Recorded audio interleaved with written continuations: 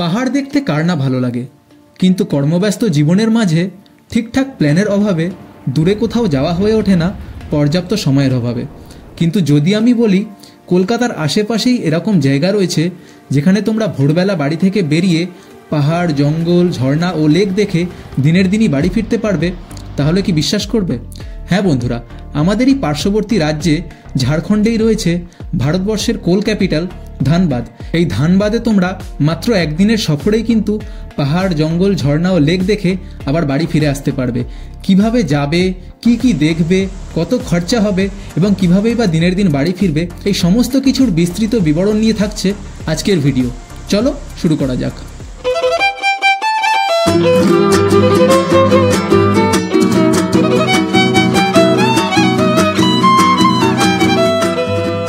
সুপ্রভাত তোমাদের সকলকে, আশা করছি সবাই ভালো আছো। সবার আগে তোমাদেরকে জানাই শুভ নববর্ষের প্রীতি এবং শুভেচ্ছা।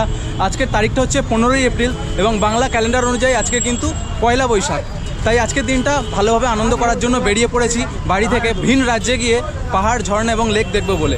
এই মুহূর্তে রয়েছে হাওড়া স্টেশনে, দেখতে পাচ্ছ পিছনে হাওড়া ব্রিজ আর এই সামনে হাওড়া রেল স্টেশন। আমাদের ট্রেন রয়েছে 6টা বেজে 15 মিনিটে। কোথায় যাচ্ছি আর কোন ট্রেনে যাচ্ছি সেগুলো তোমাদের ভিতরে গিয়ে জানাচ্ছি, চলো।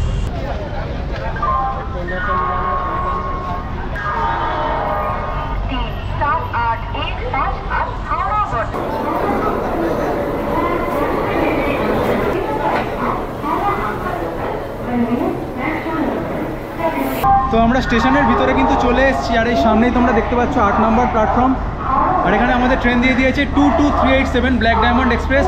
এই ট্রেনেই করে কিন্তু আজকের আমরা যাচ্ছি ধানবাদ।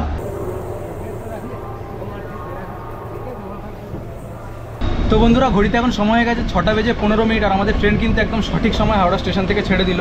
তো আমি যাচ্ছি হচ্ছে ব্ল্যাক ডায়মন্ড এক্সপ্রেসে করে আর ঠিক তার পাশ দিয়ে কিন্তু বেরোচ্ছে তোমরা দেখতে পাচ্ছ 22895 হাওড়া পুরী বন্দে ভারত এক্সপ্রেস।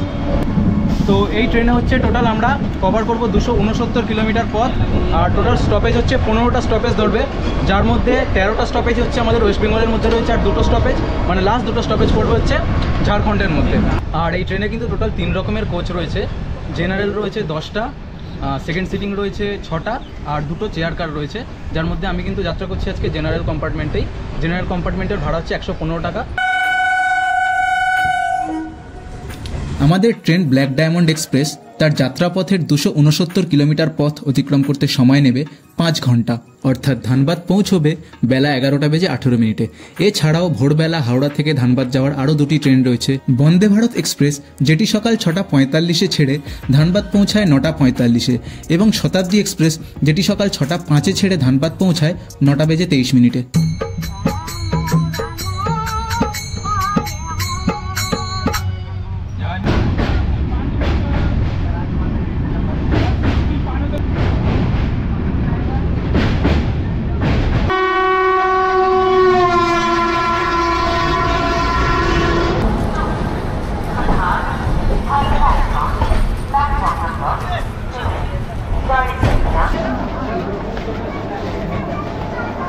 প্রথম দিকে ট্রেন কিন্তু প্রায় 40 মিনিট মতো ডিলে ছিল, তারপর কিন্তু একদম রাইট টাইমে ট্রেন আমাদের ধানবাদে পৌঁছে দিয়েছে। তো এই পিছনে দেখতে পাচ্ছি হচ্ছে ধানবাদ স্টেশন। এখন আমরা বাইরে বেরোলাম। এখানটা কিন্তু তোমরা দেখতে পাচ্ছ অনেক কিন্তু টোটো, অটো এবং শেয়ার ট্যাক্সি অনেক গাড়ি রয়েছে। তো ধানবাদ স্টেশনের বাইরে থেকে আমরা একটা গাড়ি নিয়ে নিয়েছি, দেখতে পাচ্ছ এই হচ্ছে গাড়ির ড্রাইভার দাদা আমাদের সঙ্গে রয়েছে। যেহেতু প্ল্যানটা একদিনের তাই হাতে সময় কম। বিকেলে ফেরার ট্রেন রয়েছে 4টে বেজে 20 মিনিটের ব্ল্যাক ডায়মন্ড এক্সপ্রেস, অর্থাৎ হাতে সময় রয়েছে মাত্র 5 ঘন্টা এবং এই 5 ঘন্টাতেই আমরা আজকের 4টে স্পট ঘুরে দেখব। তবে সময় কম থাকার দরুন আজকের আমাদের যে জায়গাগুলো বাকি থেকে যাবে সেইগুলোও তোমরা একই দিনে দেখতে চাইলে কিভাবে দেখবে এবং আজকের আমাদের গাড়ি ভাড়া কত পড়লো সেই নিয়ে বিস্তৃত বিবরণ দেওয়া থাকবে ভিডিওর শেষের দিকে। তো আমরা চলে এসেছি আজকের আমাদের প্রথম যে স্পট ধানবাদে, সেটা হচ্ছে ধানবাদের স্টেশনের একদম খুব কাছাকাছি কোল মাইন্স। একবার দেখো কি বিশাল এরিয়া জুড়ে কিন্তু এই কোল মাইন্সটা রয়েছে। কোনো ভিডিওতে কিন্তু তোমরা এত কাছাকাছি থেকে কোল মাইন্স দেখোনি, যেটা আমাদের ড্রাইভার দাদাও বলছিল যে যারা আসে কিন্তু এত কাছাকাছি কেউ নিয়ে আসে না, আমাদেরকেই নিয়ে এলো। ওই দূরে জানি না ক্যামেরায় বোঝা যাচ্ছে কিনা, ওই দূরে কিন্তু কোল মাইন্সের ট্রাকগুলো কিন্তু যেরকম কয়লা বয়ে নিয়ে যায় কিন্তু অনেক বেশ দূরে রয়েছে, খালি চোখে দেখা যাচ্ছে। কি বিশাল এরিয়া দেখো। এখানটায় কিন্তু জায়গায় জায়গায় ধোঁয়া উঠছে, তোমরা দেখতে পাচ্ছ। দেখো এইগুলো কিন্তু কাছাকাছি, দেখো ওইখানটায় ধোঁয়া উঠছে, এখানটায় ধোঁয়া উঠছে, দেখো ওই দিকটাতে ধোঁয়া উঠছে। একটা জিনিস আমাদের ড্রাইভার দাদা বললো, এই যে কোল মাইন্সে তোমাদেরকে দেখালাম জায়গায় জায়গায় ধোঁয়া উঠছে, আমি ভেবেছিলাম এগুলো আর্টিফিশিয়ালিভাবে নিচে থেকে কোনোভাবে মানে জ্বালানি রাখা হয়েছে, এগুলো কিন্তু কোনো রকম সেরকম ব্যাপার নয়, ন্যাচারালভাবে কিন্তু এখানটায় নিচ থেকে এরকমভাবে জ্বলছে, ধোঁয়া উঠছে। আর যেমনটা বলছেন ইনি যে মানে যখন তখন কোনো ঠিক নেই, অনেকটা কিন্তু নিচে প্রায় 100 ফুটেরও কাছাকাছি ধসে যেতে পারে পুরো জায়গাটা, যেহেতু এটা কোল মাইন্স, তো ন্যাচারালভাবেই কিন্তু এরকম ভিতরে ভিতরে জ্বলছে আর ধোঁয়া উঠছে। ভারতবর্ষের সবচেয়ে বড় কয়লা খনি ঝাড়িয়া কোলফিল্ড রয়েছে এই ধানবাদ শহরেই, যে কারণে ধানবাদকে ভারতবর্ষের কোল ক্যাপিটাল বলা হয়। এবং এই ঝাড়িয়া কোলফিল্ড প্রায় 400 স্কোয়ার কিলোমিটারেরও বেশি এরিয়া জুড়ে ছড়িয়ে রয়েছে এবং এইখানে মজুদ কয়লার পরিমাণ প্রায় 19 বিলিয়ন টন। আমাদের পরবর্তী গন্তব্য ভাটিন্ডা ওয়াটারফল, যেটির দূরত্ব ধানবাদ স্টেশন থেকে প্রায় 16 কিলোমিটার।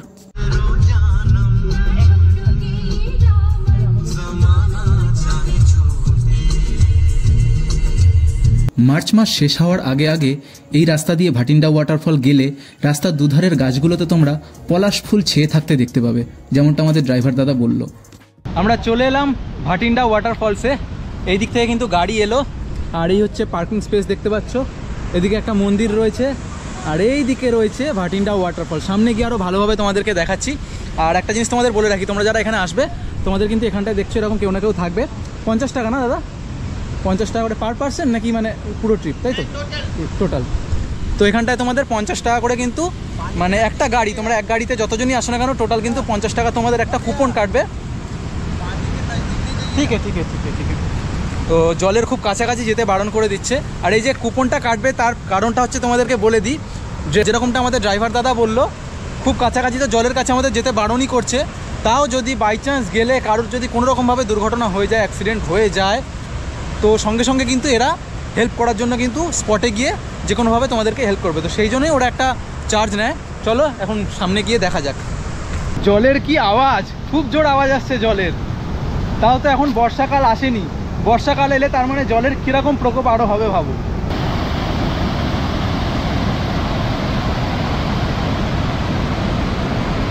জলের এত জোরে আওয়াজ হচ্ছে, আমার কথা ভালোভাবে শোনা যাচ্ছে কিনা আমি জানি না, কিন্তু মারাত্মক লাগছে, খুব সুন্দর লাগছে। মানে এত কাছাকাছি, এত সামনে এসে কোনো ওয়াটারফল আমি এই প্রথম দেখছি, এর আগে দেখিনি। তো এই হচ্ছে ভাটিন্ডা ওয়াটারফল বন্ধুরা, দেখতে পাচ্ছ তোমরা। বর্ষাকাল এখনও আসেনি, তাও কিন্তু এতই জলের তেজ রয়েছে। বর্ষাকাল এলে ভেবে দাও কী অবস্থা হবে।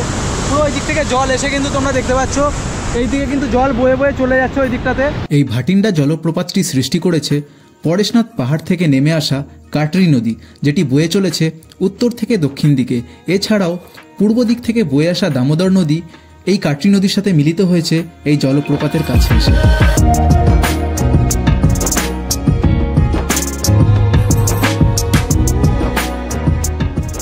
তো ভাটিন্ডা ওয়াটারফলস দেখে আবার আমরা উপরে উঠে এসেছি, আর উপরে যেমনটা তোমাদের দেখালাম একটা শিব মন্দির রয়েছে, উপরে দেখতে পাচ্ছ একটা ত্রিশূল রয়েছে, আর সামনে কিন্তু এখানে একটা খুব সুন্দর নন্দী মহারাজের মূর্তি করা রয়েছে দেখতে পাচ্ছ, আর ভিতরেও কিন্তু একটা শিব ঠাকুরের ত্রিশূলই কিন্তু রয়েছে। ভাটিন্ডা ওয়াটারফল দেখে বেরিয়ে আমাদের পরবর্তী গন্তব্য চিটা হিদাম রামরাজ মন্দির, যার দূরত্ব ভাটিন্ডা ওয়াটারফল থেকে প্রায় 17 কিলোমিটার। তোমরা যারা বাইক চালাতে ভালোবাসো তাদের জন্য ধানবাদ বাইক নিয়ে ঘোরার জন্য দারুণ জায়গা। তাছাড়া ঝাড়খণ্ডে পেট্রোলের দাম আমাদের ওয়েস্ট বেঙ্গলের থেকে বেশ কম, তবে বাইক নিয়ে এই ট্যুরটা করতে গেলে সেক্ষেত্রে তোমাদেরকে হাতে আর একটা দিন সময় এক্সট্রা নিয়ে আসতে হবে।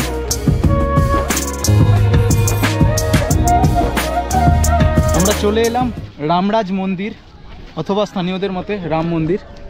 এই সামনে হচ্ছে দেখতে পাচ্ছ মন্দিরটা রয়েছে, খুবই সুন্দর কিন্তু মন্দিরটা, সাদা রঙের আর গোল্ডেন কালারের মন্দির।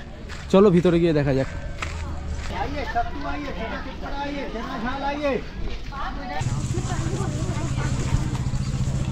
তো এই মন্দিরের ভিতরে ঢোকার জন্য কিন্তু এই মন্দিরের গেটের সামনে কিন্তু জুতো খুলে রাখতে হচ্ছে রেখে। এখানটা দেখতে পাচ্ছ জল রয়েছে, এই জলে কিন্তু তোমাদের পা ধুয়ে যেতে হবে।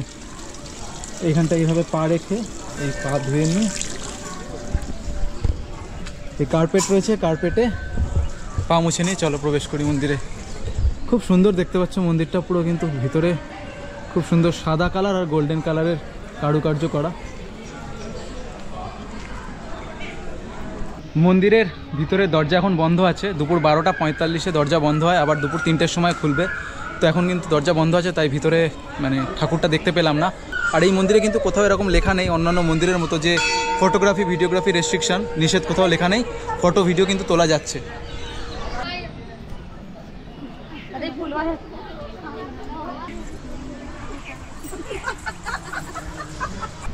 তো এই যে সিঁড়ি দিয়ে আমরা এলাম, এই সিঁড়ি দিয়ে সামনে এলে কিন্তু এখানটা একটা ঝিল মতো রয়েছে দেখতে পাচ্ছ। এই ঝিলে কিন্তু তোমরা এদিক থেকে নিচ থেকে নেমে গেলে কিন্তু ওখানে নৌকাও রয়েছে, সম্ভবত বোটিংও করা যায়। আর এইদিকে কিন্তু খুব সুন্দর দেখো ঝর্ণা মতো রয়েছে, মানে জলটা কিন্তু একদম নেমে গিয়ে ওদিকে চলে যাচ্ছে, যদিও জলটা খুব একটা পরিষ্কার নয়, জলটা একটু ঘোলাটাই রয়েছে। তো রামরাজ মন্দির থেকে এখন আমরা বেরিয়ে গেছি, আর এখন আমরা যাব হচ্ছে আমাদের পরবর্তী গন্তব্য তোপচাচি লেক। আমাদের ড্রাইভার দাদা বলছে যেরকমটা মার্চের শেষের দিকে, মানে দিন 15 আগেও যদি আমরা আসতাম, পলাশ ফুল কিন্তু এখানে ভালো মতো দেখতে পাওয়া যেত। আর ভাটিন্ডা ওয়াটারফল যেটা গেলাম, ওখান থেকে কিন্তু পুরুলিয়া ডিস্ট্রিক্ট 15 কিলোমিটার, মানে ভাটিন্ডা থেকে আর 15 কিলোমিটার রাস্তা গেলে পুরুলিয়া ডিস্ট্রিক্ট শুরু হয়ে যাচ্ছিল। তো সেই হিসেবে এখানকার রাস্তাঘাটও কিন্তু পুরুলিয়ার মতোই প্রায় একদম সেমই লাগছে। যখন পুরুলিয়া গিয়েছিলাম সেম যেরকম রাস্তাঘাট পাচ্ছিলাম, এখনও কিন্তু খুব সুন্দরম, দুধারে দু সাইডে গাছপালার মাঝখান থেকে রাস্তা, খুব সুন্দর লাগছে। আর সব থেকে বড় কথা আজকের ওয়েদারটা খুব ভালো রয়েছে। ওয়েদারটা যদি প্রচণ্ড পরিমাণে কড়া রোদ থাকতো তাহলে কিন্তু মানে পুরো ঘোড়াটাই মাটি হয়ে যেত একরকম। না খুব বেশি রোদ রয়েছে, না খুব বেশি গরম রয়েছে, মাঝে মাঝে বেশ ফুরফুর করে হাওয়া হচ্ছে, খুব সুন্দর লাগছে। বন্ধুরা, এইটি হলো গুমো রেলওয়ে স্টেশন, যেখানে নেতাজি সুভাষচন্দ্র বোসকে শেষবারের জন্য দেখা গিয়েছিল। 1941 সালের 16ই জানুয়ারি নেতাজি তার কলকাতার বাসভবন ছেড়ে মোহাম্মদ জিয়াউদ্দিন নামক এক ইন্স্যুরেন্স এজেন্টের ছদ্মবেশ ধারণ করে এই গুমো রেল স্টেশন থেকে দিল্লি কালকা মেলে চড়ে কাবুল হয়ে জার্মানির পথে রওনা হয়েছিল। সেদিন এখানে তাকে ছাড়তে এসেছিল তার ভাইপো শিশির বোস। সামনে দেখতে পাচ্ছ এটা হচ্ছে জিটি রোড, বাঁ দিকে গেলে দিল্লি আর ডান দিকে গেলে কলকাতা। আমরা বাঁ দিক রাস্তা ধরে নিলাম। রামরাজ মন্দির থেকে তোপচাচি লেকের দূরত্ব 22 কিলোমিটার। তোমরা দেখতে পাচ্ছ রাস্তার ডান দিকে সামনে একটি পাহাড় রয়েছে, তারপরে দূরে যে পাহাড়টি দেখা যাচ্ছে ওটাই হলো পরেশনাথ পাহাড়। তোপচাচি লেক প্রায় চলে এসেছি আমরা। তো লেকের কাছাকাছি যাওয়ার আগে একটা রাস্তা পড়ছে, রাস্তাটা কত সুন্দর দেখো, খুব সুন্দর রাস্তাটা।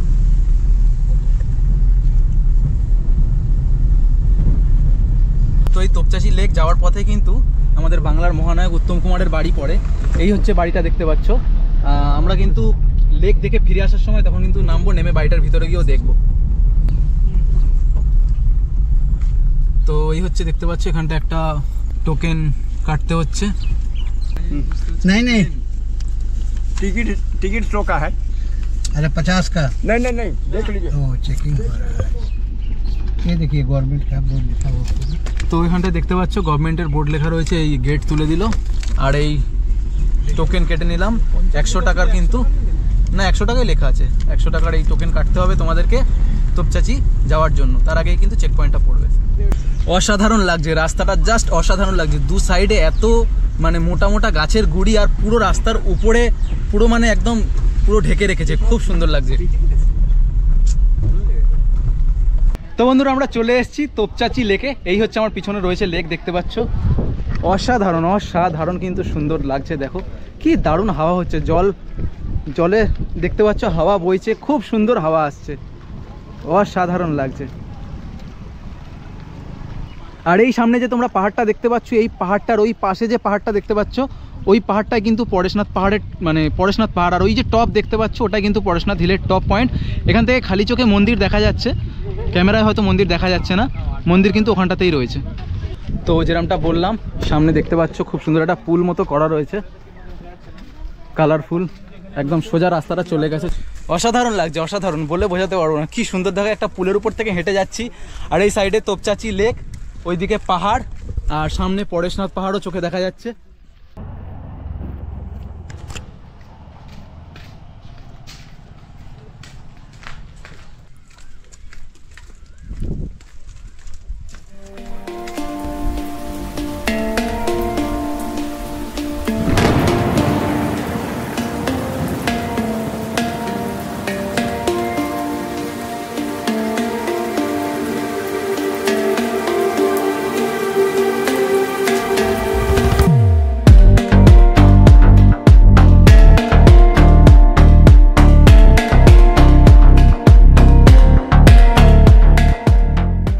তো এই তোপচাচি লেক যাওয়ার পথে যেটা পড়েছিল বলেছিলাম, আমাদের বাংলার মহানায়ক উত্তম কুমারের বাড়ি। তো এই বাড়ির ভিতরে এখন আমরা ঢুকে পড়েছি, দেখতে পাচ্ছ। দেখে তো মনে হচ্ছে রিসেন্ট বাড়িটাকে রং টং করে খুব সুন্দরভাবে আবার করেছে। তাও এই বাড়িটা কেউ আছে বলে মনে হয় না। দেখি সামনে গিয়ে, চলো।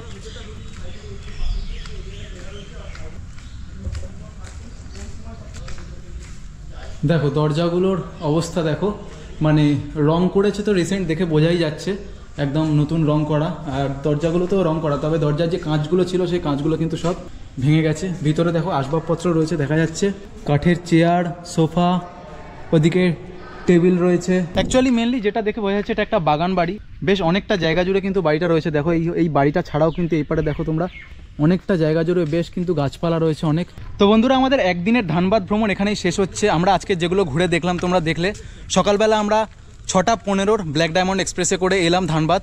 ট্রেন নামালো আমাদের 11:18-তে, রাইট টাইমেই নামিয়েছিল। তারপর ওখান থেকে কিন্তু আমরা একটা ডিজায়ার গাড়ি ধরে নিয়েছিলাম। সেই গাড়িতে করে কিন্তু আমরা coal mines, Bhatinda waterfall, Topchanchi lake, মহানায়ক উত্তম কুমারের বাড়ি এবং হচ্ছে রামরাজ মন্দির, এই জায়গাগুলো আজকের আমরা ঘুরে দেখলাম। আমরা কিন্তু আবার 4:20 ব্ল্যাক ডায়মন্ড এক্সপ্রেস ধরেই ফিরে যাব। এখন ঘড়িতে টাইম হয়ে গেছে 3:25 আর 55 মিনিট বাকি আছে। এখান থেকে এখন আমরা যাব, যদি সময় হয় আমরা কোনো একটা হোটেলে লাঞ্চ করে নিই, তারপর আমরা ট্রেন ধরে নেবো। আর যদি টাইম না হয় তাহলে লাঞ্চ আমরা কিনে নেবো, ট্রেনেই উঠে খেয়ে নেবো। তো গাড়ির ভিতরে চলে এসেছি, স্টেশনের দিকে যাচ্ছি এখন আমরা। ড্রাইভার দাদা আমাদের সঙ্গে রয়েছে, এই হচ্ছে নাসিম দা, যার গাড়িতে করে আজকের আমরা ধানবাদ ঘুরলাম। তো দাদা, এই মোটামুটি আমরা যে জায়গাগুলো ঘুরলাম, মোটামুটি আপনার এই গাড়িতে কত গ্রাম কি আপনি নিচ্ছেন একটুখানি বলে দেবেন? 2000 টাকা। 2000 টাকা, তাই তো? আর এই গাড়িতে ম্যাক্সিমাম কতজন? 4 জন? 4 জন। 5 জন হবে না, তাই তো? না, 4 জন। আর মনে করুন যেমনটা আমি দর্শকদের বললাম যে যারা পরেশনাথ পাহাড় দেখতে চাইবে তারা আরও আগে আসুক, বা আর তাছাড়াও আরও পরের ট্রেনে তারা যাক। তো এর সাথে পরেশনাথ পাহাড় বা উসরি লেক, উসরি ওয়াটারফল যেটা রয়েছে সেইগুলো যদি আরও এর মধ্যে ইনক্লুড হয় তাহলে তখন রেটটা কেমন হবে? 2700, তাই তো? তো মোটামুটি এই হচ্ছে রেট, তোমরা শুনলে। এর সাথে পরেশনাথ হিল আর উসরি ওয়াটারফল যদি জুড়ে যায় তাহলে মোটামুটি 2700 টাকা, না হলে এই 2000 টাকা। ভিডিওর শেষে কয়েকটা গুরুত্বপূর্ণ তথ্য তোমাদেরকে দিয়ে রাখি। তোমরাও যারা আমাদের মতো ব্ল্যাক ডায়মন্ড এক্সপ্রেসে এসে আবার ব্ল্যাক ডায়মন্ড এক্সপ্রেসেই ফেরার কথা ভাববে, সকালের ব্রেকফাস্টটা তোমরা ট্রেনের মধ্যেই সেরে নিও। আর আমরা কিন্তু ফেরার সময় লাঞ্চ করার জন্য আলাদাভাবে আর সময় পাইনি, তাই ট্রেনের মধ্যে আমরা খাবার নিয়েই উঠে গিয়েছিলাম। গাড়ি ভাড়া, ট্রেনের খরচ এবং খাওয়া দাওয়া এই সমস্ত কিছু নিয়ে আজকের আমাদের মাথা পিছু খরচ হয়েছিল 800 টাকা করে। বন্ধুরা, একদিনের ধানবাদ ভ্রমণ তোমাদের কেমন লাগলো কমেন্ট করে অবশ্যই জানিও। ভালো লাগলে অবশ্যই একটা লাইক করো এবং চ্যানেলে যদি প্রথমবারের জন্য এসে থাকো এই ধরনের ট্রাভেলের ভিডিও দেখার জন্য চ্যানেলটা অবশ্যই সাবস্ক্রাইব করে রাখো। দেখা হচ্ছে পরবর্তী কোনো ট্রাভেলের ভিডিও নিয়ে। ততক্ষণের জন্য ভালো থেকো, সুস্থ থেকো, ঘুরতে থেকো।